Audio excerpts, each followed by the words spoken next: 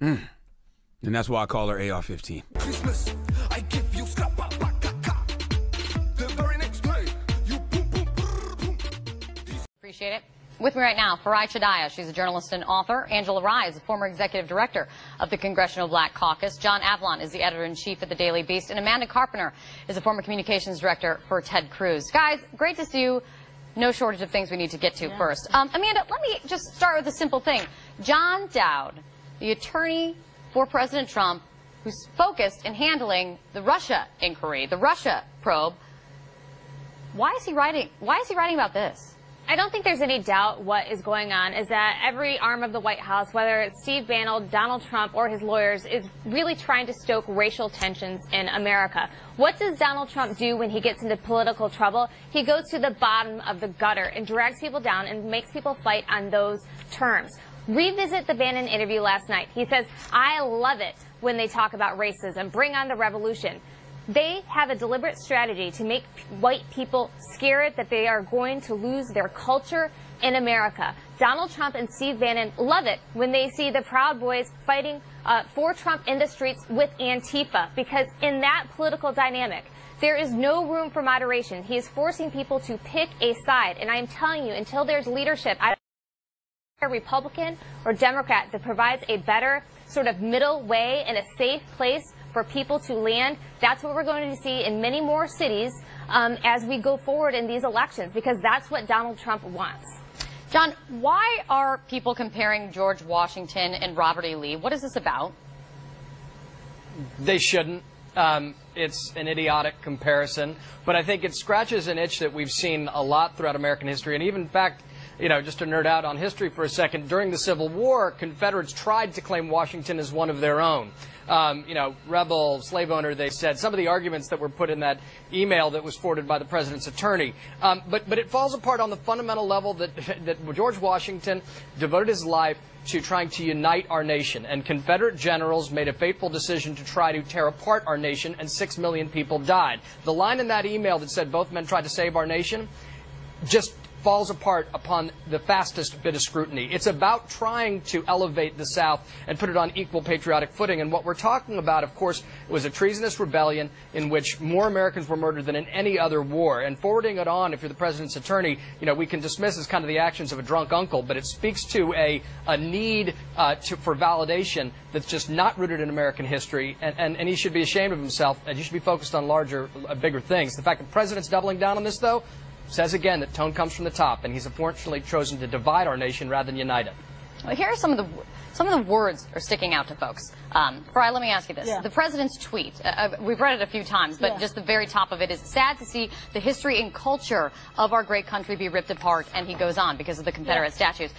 When I read that, the president's tweet also echoes some of the wording. He used the word culture again in that press conference this week, that culture is under attack. I spoke with a former FBI agent last night who's gone undercover, who's infiltrated hate groups, and he says that word is one of those dog whistle words, and he explains it in a fascinating way. Listen to this. So that's long been a dog whistle term, Western culture, that we don't hate anybody, we just want to defend Western culture. But what they mean is Western European white culture. And so when he uses that phrasing of culture and that we want to protect our culture, we're afraid that our culture is under threat from whatever force, multiculturalism, what the Nazis would say is Jewish or internationalist influences. It is a message to them that, yes, this is about our white people being victims in this case, and our right to defend ourselves violently if necessary. Is there a clear indicator? Does the president not understand the words that he's using? Or? He understands perfectly. I mean, he is a media strategist for everything that he does. I mean, I got in trouble with some people early during the campaign by saying that he was a brilliant orator, and they were like, "What do you mean?" I said, I don't believe that he's a great politician, but I covered Sheriff Joe Arpaio. I've met white supremacists in a blizzard. I've been covering the white supremacist movement for 25 years. He hit the nail on the head. He knows how to deliver both in dog whistle and in, straight ahead racial terms. Now, here's the thing.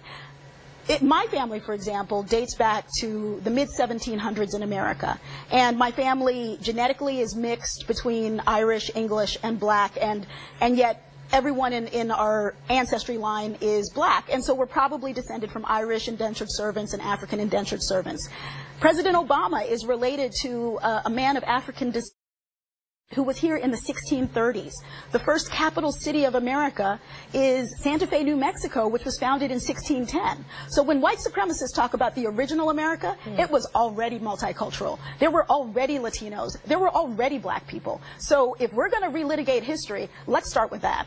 Is it about statues and monuments? I know you saw the interview I did with Corey Stewart, who's trying to run for a Senate seat there in Virginia. And he makes the case that it is about statues and monuments, and everyone's trying to make it about something else. I think that we have to get to the heart of the problem here, and the heart of the problem is the way in which many of us were taught American history.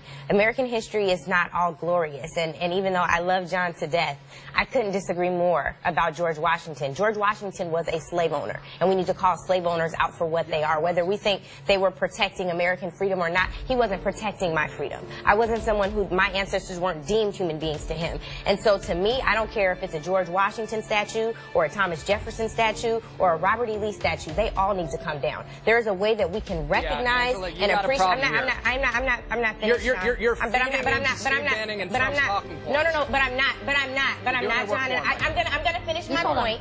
I'm going to finish my point. I'm not feeding into white supremacy. I'm calling out white supremacy for what it is. And sometimes what it is, John, are blind spots. Sometimes what it is not acknowledging that this country was built upon a very violent past that resulted in death and the raping and the killing of my ancestors. So I'm not going to allow us to say that it's okay for a Robert E. Lee but not a George Washington. We need to call it what it is. And I'm not saying that they don't deserve to be taught about. We definitely need to learn about it so we don't repeat it, because we're very close to repeating it right now. But I'm not giving any deference to George Washington or to Robert E. Lee. Well, let me jump in with right. Go ahead, John. Yeah, look, we got to be real careful here, because what we're doing here is polarizing the conversation exactly in the direction that Donald Trump wants, Angela. Yep. We can obviously, the founding fathers were slave owners, but the larger point is that the perspective is key in American politics. And while George Washington released his slaves upon his deathbed, which was definitely too late and cold comfort for everybody, and slavery is the original sin in our country that we've been dealing with fitfully and unsuccessfully for a long time, and need to confront more correctly. If you all of a sudden buy into exactly the slippery slope argument that Donald Trump is presenting, I don't. That the founding fathers are the moral equivalent of Confederate generals, that's leading to a place in the country that is. I believe you just did, Angela. You know, I love you to death, I don't think you liked what I said. I'm pretty sure that's just what you said. It's not. Can I throw one more thing in here? In my house, I have a portrait of George Washington and family, and in that portrait is a man named William Lee. And he is a black man who worked with George Washington. He is depicted in the painting Washington Crossing the Delaware. And yet George Washington, this same man who I believe was a hero, also pursued his runaway slave Ona.